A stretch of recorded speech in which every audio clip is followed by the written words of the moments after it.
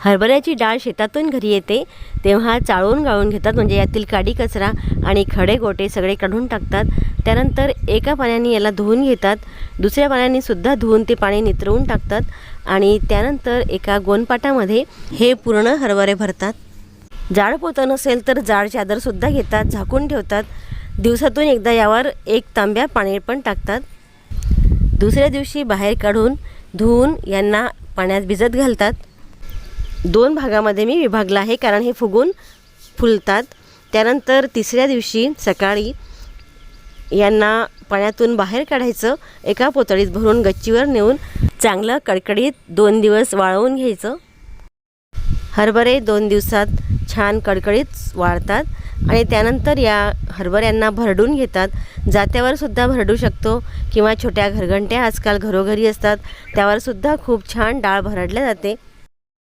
शेषीताईंनी हे छोटंसं घरोटं घेतलं आहे, घरोटं म्हणजे छोटं जातं, तर त्यावर त्या आता हरभरे भरडत आहेत। अगदी थोडं थोडं त्या जात्याच्या तोंडात घालायचं आणि हळूहळू हलवायचं, हळूहळू जातं फिरवायचं, म्हणजे याची डाळ छान पडते, चूर वगैरे काही होत नाही।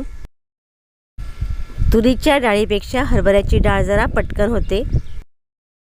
खालचं जे पडलेलं असतं ते आता एका चाळणीत घेऊन गाळतात, म्हणजे बारीक बारीक जे पीठ असतं ते खाली पडतं आणि वरची जी साल असते ती पण थोडी थोडी बाजूला काढतात।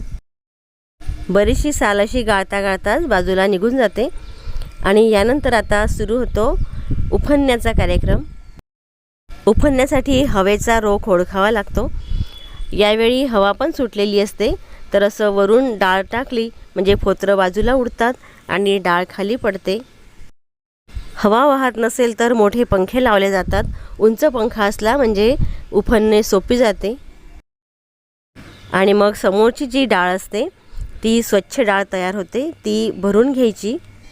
बघा किती चिपडं विरहित, चिपड म्हणजे डाळीला जी साल चिकटलेली असते त्या डाळीला चिपडं म्हणतात। अशी खूप सुंदर डाळ तयार झालेली आहे।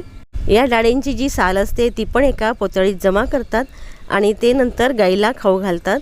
यानंतरही काही जर फोतरं शिल्लक राहिले तर थोडंसं असं खालचं गाळण प्लॅस्टिकच्या सुपाने पाखडून घेतात, म्हणजे आणखी फोतरं जे उरलेले असतात ते निघून जातात।